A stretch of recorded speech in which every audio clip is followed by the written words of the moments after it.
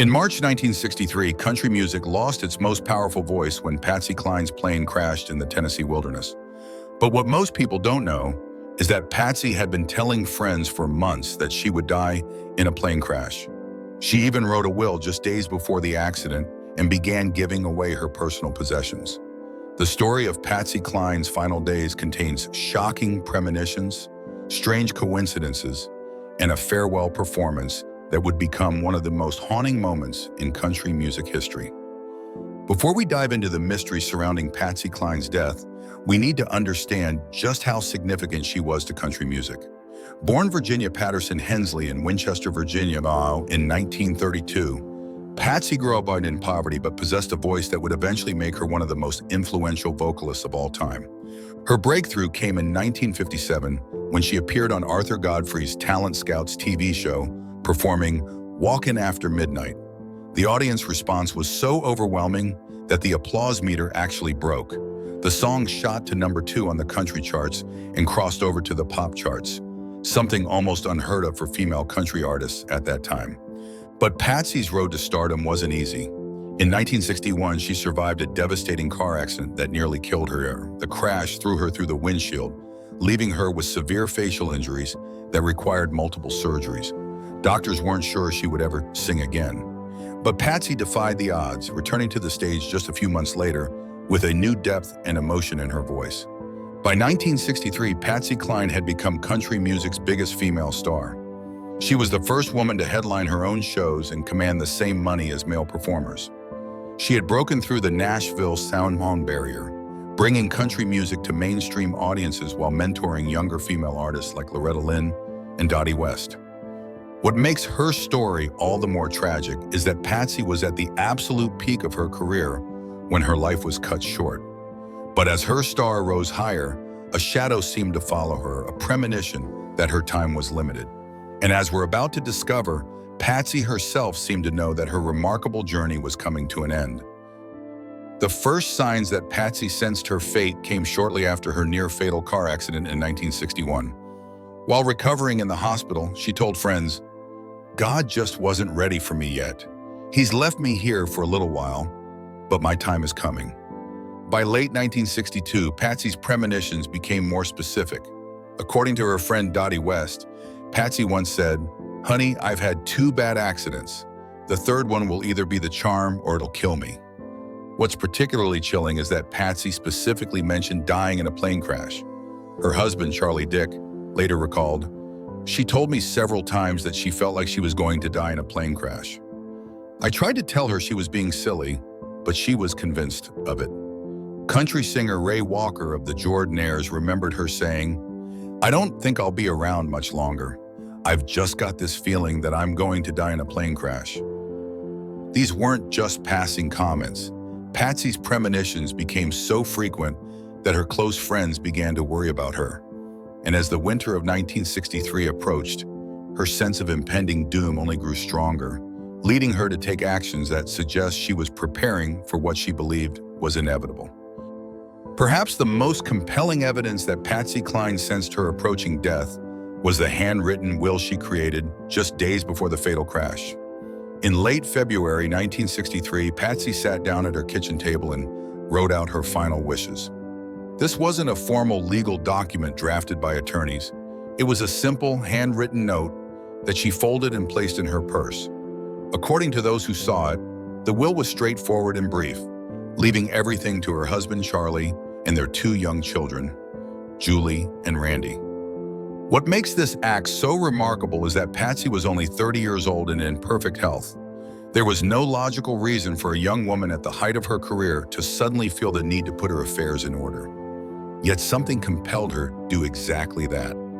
Patsy's mother, Hilda Hensley, later recalled, "She just had this feeling. She told me, 'Mom, I've written down what I want done if anything happens to me.' I tried to tell her not to talk like that, but she insisted on showing me where she kept the will." Even more telling was what Patsy said to her close friend and fellow performer Dottie West just days before the crash. As they were discussing upcoming tour dates, Patsy suddenly changed the subject and said, "Dottie, I feel something terrible is going to happen." When West tried to reassure her, Patsy added, No, it's not just a feeling. I've made out my will. I know my time is coming. The existence of this handwritten will, created without prompting and with no apparent reason, stands as one of the strongest indications that Patsy somehow sensed what was coming. And it wasn't the only preparation she made in those final days. In February 1963, just weeks before her death, Patsy Cline entered Bradley's Barnes studio in Nashville for what would become her final recording session. Those present noticed something different about Patsy's approach to the music.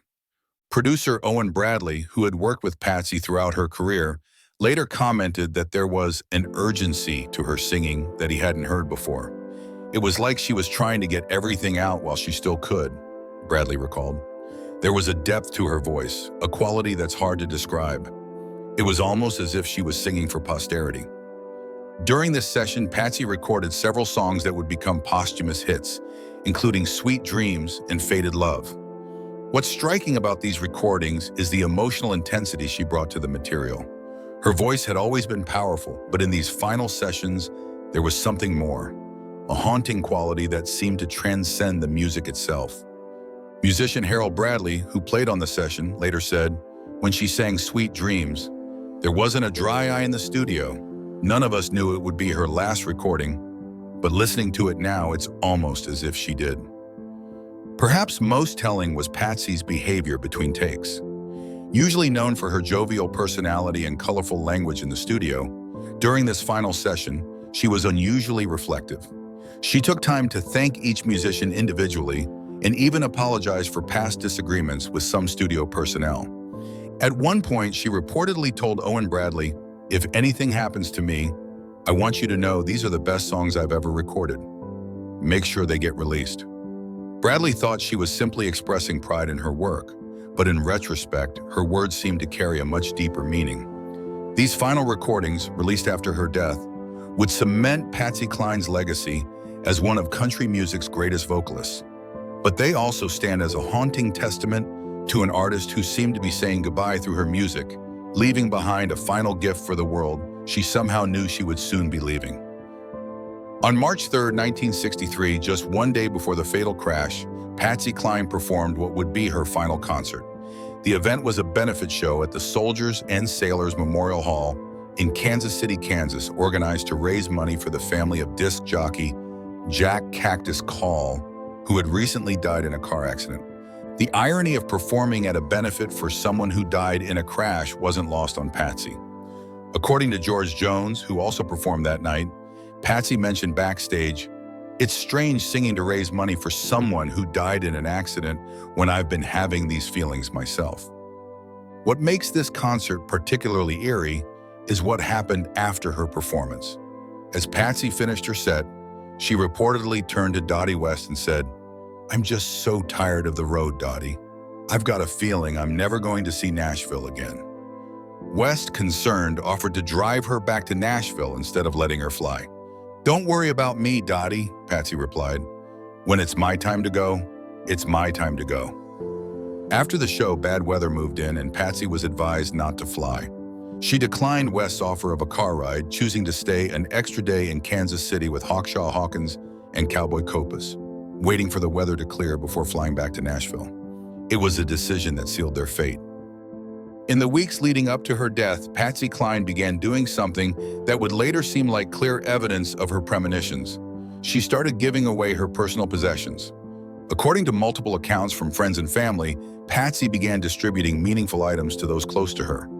To her mother, Hilda, she gave several pieces of jewelry that had special significance. "She just showed up one day and said, 'Mom, I want you to have these,'" Hilda later recalled. "When I asked why, she just said, 'Because I want to make sure you get them.'" To her close friend and fellow country star Loretta Lynn, Patsy gave a pair of expensive slacks. "She just handed them to me and said, 'I want you to have these, honey,'" Lynn remembered. "Then she looked at me real serious and said, 'Honey, if anything happens to me, I want you to take over.'" Lynn, who was just starting her career and looked up to Patsy as a mentor, didn't understand the significance of those words until after the crash. Perhaps most telling was what Patsy did with her most prized possessions, her stage costumes. She carefully packed several of her favorite performance outfits and gave them to different friends, telling each one, "I want you to have this to remember me by." Her husband Charlie later said, "It was like she was settling her accounts. I didn't think much of it at the time, thought maybe she was just being generous or clearing out her closet. But looking back, it's like she was saying goodbye." Even on the day of her final flight, Patsy continued this pattern. Before boarding the plane, she gave her wristwatch to the wife of the Kansas City benefit concert promoter, saying simply, "I won't be needing this anymore." These weren't the actions of someone simply being generous. They were the deliberate acts of a woman who seemed to be preparing for her departure, distributing her belongings to ensure they ended up with the people she wanted to have them. It was as if Patsy was putting her affairs in order, one personal item at a time. On March 5, 1963, after TN's delayed an extra day by bad weather, Patsy Cline boarded a small Piper Comanche aircraft piloted by her manager Randy Hughes. Also on board were fellow Grand Ole Opry stars Hawkshaw Hawkins and Cowboy Copas. They were heading back to Nashville from Kansas City, a journey of about 500 miles. The weather that day was treacherous. A line of thunderstorms stretched across their route, and visibility was poor.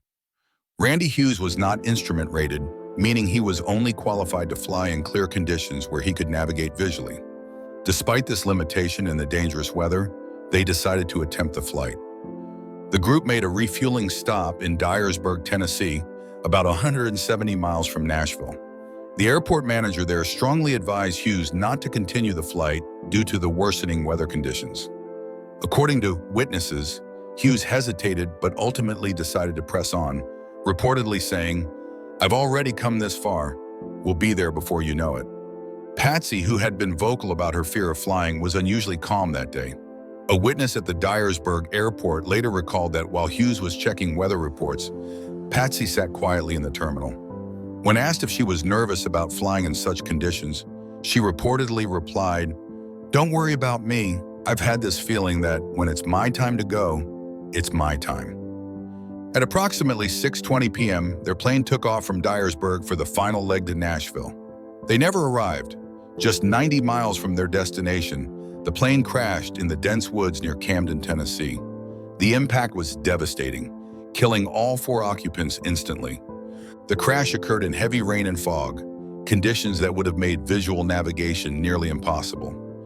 Aviation experts later concluded that Hughes likely became disoriented in the poor visibility, a common and often fatal situation for pilots not trained in instrument flying. The tragic irony is that had they waited just one more day, they would have encountered clear skies for their journey.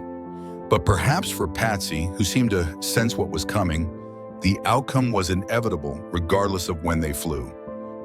When Patsy Cline's plane failed to arrive in Nashville on the evening of March 5, 1963, concern quickly turned to panic. Her husband Charlie Dick and close friend Dottie West spent a sleepless night calling airports and authorities, desperately hoping for news that the plane had landed safely somewhere else. By morning, with still no sign of the aircraft, an official search was launched. The search area was vast, covering hundreds of square miles of rugged Tennessee wilderness. Complicating matters was the continuing bad weather, which hampered aerial search efforts. For nearly 2 days, search parties combed the forests and hills between Dyersburg and Nashville. The country music community held its collective breath, with many artists joining the search efforts personally. Roger Miller, a close friend of Patsy's, was among those who helped look for the crash site. It was Miller who first spotted the wreckage on the morning of March 7th. In a densely wooded area near Camden, Tennessee, he discovered the devastating scene. The small plane had crashed into a forest hillside with such force that it disintegrated on impact. There were no survivors. Among the personal effects recovered was Patsy's handwritten will, found in her purse at the crash site. Also recovered was her wristwatch, which had stopped at exactly 6:20 p.m., the estimated time of the crash. News of the discovery spread quickly through Nashville and the country music world. The Grand Ole Opry, where Patsy had been a member since 1960, fell into mourning. The realization that 3 of its stars, Patsy Cline, Hawkshaw Hawkins, and Cowboy Copas, had been lost in a single tragedy was devastating. For those who knew about Patsy's premonitions, the discovery brought a chilling sense of fulfillment to her predictions. She had foreseen her death in a plane crash, And now that terrible vision had come to pass, exactly as she had feared. The death of Patsy Cline at just 30 years old sent shockwaves through the music industry and left an unfillable void in country music. But in the decades since her passing, her legacy has only grown stronger, her voice continuing to influence generations of singers across all genres. Patsy's posthumous career has been even more successful than her life. Her greatest hits album, released after her death, has sold over 10 million copies and stayed on the country charts for years. In 1973, she became the first female solo artist inducted into the Country Music Hall of Fame. Her recordings of Crazy, Sweet Dreams, and I Fall to Pieces are considered definitive masterpieces of country music. But beyond her musical legacy, the story of Patsy's premonitions has become an enduring part of country music lore. Those who knew her best have never wavered in their accounts of her predictions. Loretta Lynn, who considered Patsy a mentor and friend, has spoken throughout her career about Patsy's eerie sense of her own fate. Patsy knew, Lynn said in a 2016 interview. She just knew. And nothing any of us could say would change her mind. She'd look at you with those eyes of hers and say, "Honey, when it's your time, it's your time." And I guess it was her time. Perhaps the most powerful aspect of Patsy's legacy is how her music seems to have transcended time. When you listen to Patsy sing Sweet Dreams or Crazy, knowing it was recorded just weeks before her death and after she had begun to sense her fate, the songs take on an almost supernatural poignancy. The story of Patsy Cline's final days remains one of the most chilling chapters in country music history. Her specific premonitions about dying in a plane crash, the handwritten will she prepared, her giving away of personal possessions, and her haunting final words to friends all suggest that somehow Patsy sensed what was coming. Was it truly a premonition, a self-fulfilling prophecy, or simply coincidences that seem more significant in retrospect? We may never know for certain. What we do know is that Patsy Cline lived her final days with a strange awareness of her approaching fate, an awareness that has become an inseparable part of her legend. In her short 30 years, she changed country music forever, breaking barriers for female artists and creating a body of work that continues to influence singers across all genres. When we listen to Patsy Cline today, we're connecting with an artist who seemed to understand things about life, death, and fate that the rest of us can only wonder about. As Patsy herself once said, "When it's my time to go, it's my time." For country music's most powerful voice, that time came too soon. But through her timeless recordings and the haunting story of her final days, Patsy Cline achieved something few artists ever do: genuine immortality. The next time you hear Patsy sing Sweet Dreams, listen closely. There's something in that voice, a knowledge, perhaps even a peace, that transcends the music itself. It's the sound of an artist who, in some mysterious way, was already saying goodbye.